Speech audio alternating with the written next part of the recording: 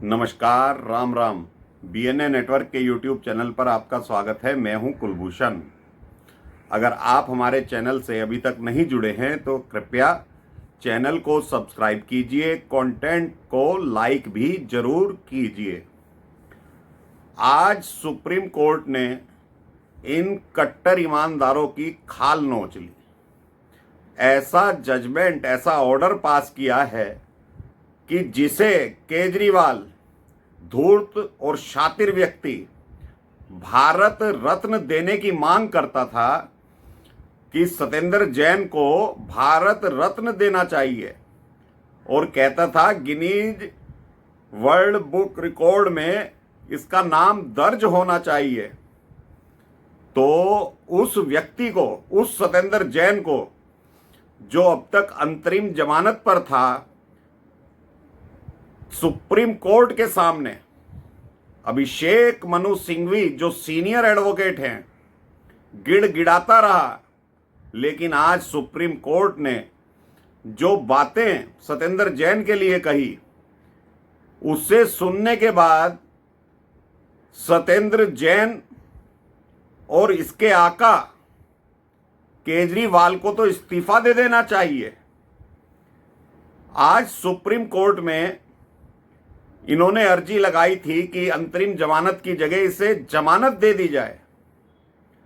ये सत्येंद्र जैन वही है जिसका केजरीवाल ढोल पीटता रहा मोहल्ला क्लिनिक के नाम पर। वो मोहल्ला क्लिनिक जिनमें नकली दवाइयां दी जाती रही और जिनकी जो जांच रिपोर्ट होती थी उसमें घूसखोरी बड़े स्तर पर की जा रही थी।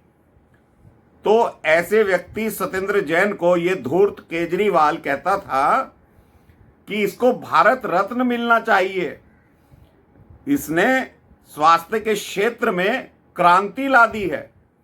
कौन सी क्रांति ला दी है? जब ये ईडी ने गिरफ्तार किया इस व्यक्ति को, 2022 का ये केस है, सीबीआई ने जांच की और सीबीआई ने पाया कि इसमें तो मनी लॉन्ड्रिंग है। इसने शेल कंपनियां बना रखी थी। उन शेल कंपनियों में रिश्वतखोरी का पैसा ये लगाता रहा। आखिरकार ईडी ने इसको जांच करने के बाद गिरफ्तार कर लिया।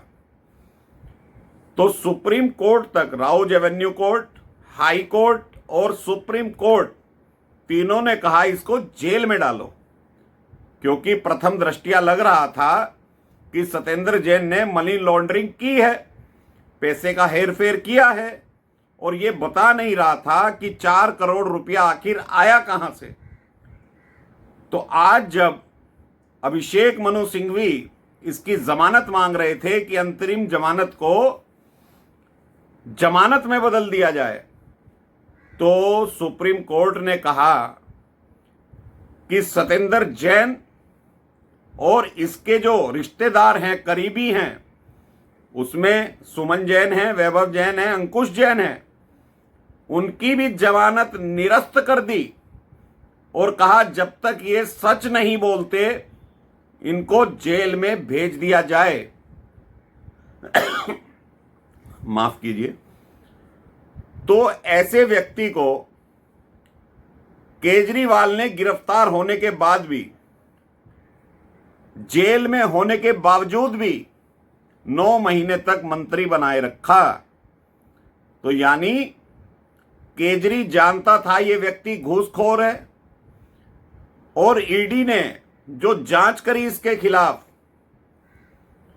वो तो 2015-16 का केस था जिसमें जांच करी। लेकिन जांच करते करते ईडी को यह मालूम पड़ा ये व्यक्ति तो 2010 से इस कार्य में लगा हुआ है। 18 से 20 करोड़ रुपया सत्येंद्र जैन ने शेल कंपनियों में और लगाया हुआ है।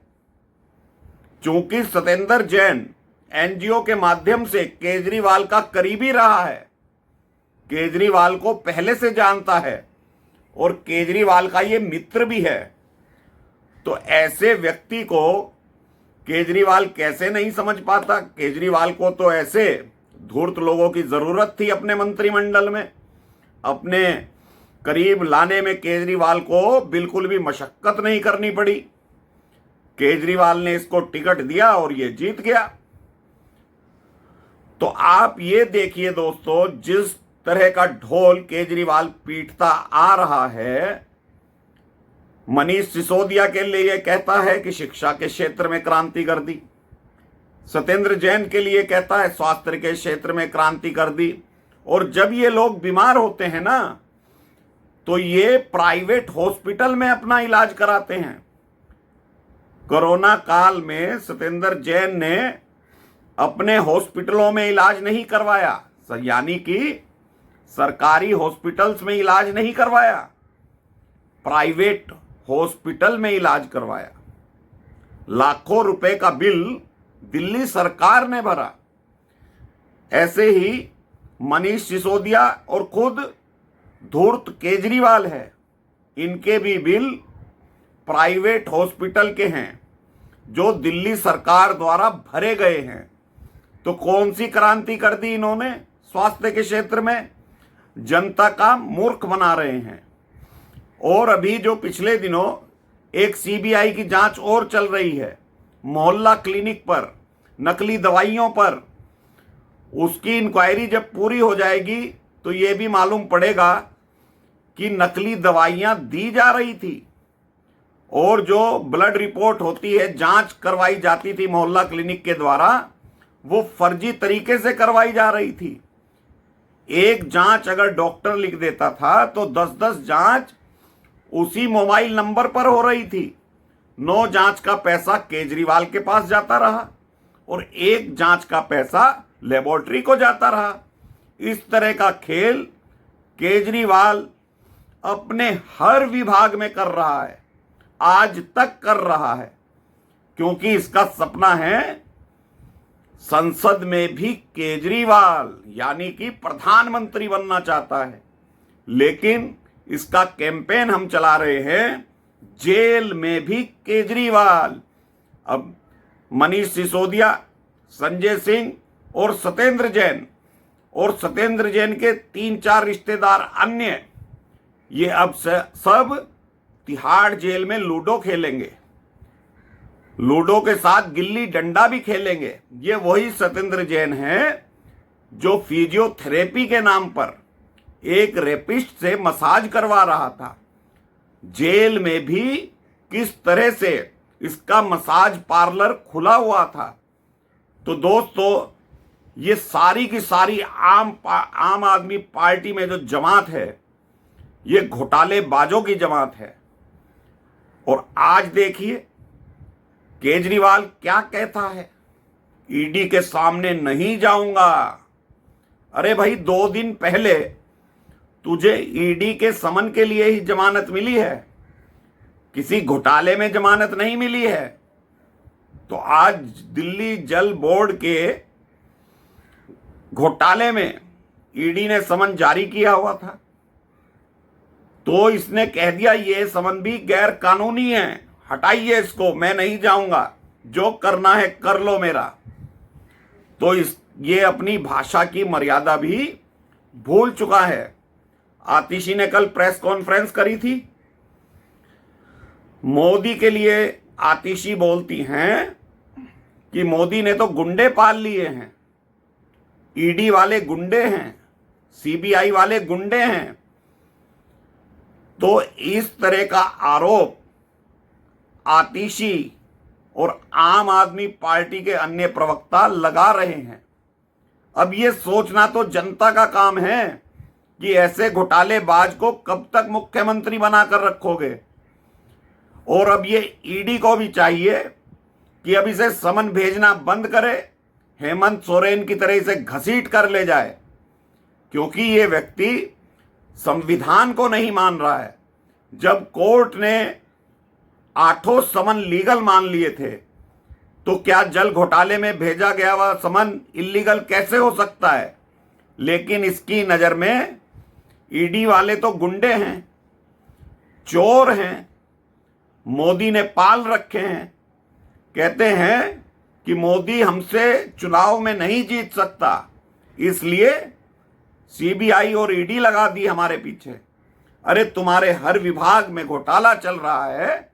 सुप्रीम कोर्ट ने कह दिया है जब तक ये उस लेन देन का, उस पैसे का सत्येंद्र जैन अपने मुंह से नहीं कबूलता, इसको जेल में डाल दो। अभिषेक मनु सिंह भी गिड़गिड़ा रहा था कि 2-4 दिन की मोहलत दे दीजिए, तो जज महोदय ने कहा इसको अभी डालो, शाम तक ये तिहाड़ जेल में होना चाहिए। इतने संगीन आरोप इस सत्येंद्र जैन के ऊपर हैं और सुप्रीम कोर्ट ने वो आरोप सारे स्वीकार कर लिए हैं। लेकिन कहते हैं सत्येंद्र जैन ने क्रांति लाई थी स्वास्थ्य के क्षेत्र में, इस वजह से मोदी ने उसे जेल में डाल दिया।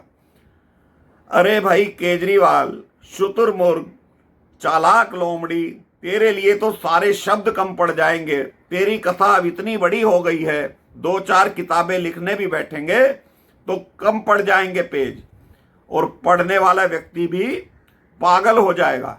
तू इतना बड़ा घोटालेबाज, कट्टर बेईमान है। भगत सिंह का अनुयायी कहता है अपने आप को शर्म आनी चाहिए।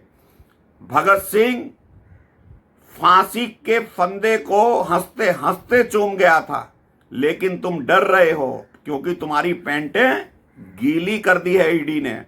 अब देखना यह है दोस्तों, आगे इस पे क्या कार्रवाई होती है। लोकसभा चुनाव निकल सकते हैं, आप भी थोड़ी सी और प्रतीक्षा कीजिए, ज्यादा वक्त नहीं है।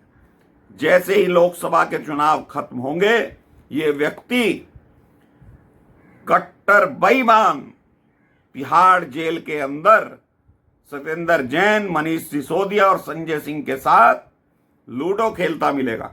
तो अभी के लिए इतना ही। धन्यवाद, नमस्कार, भारत माता की जय।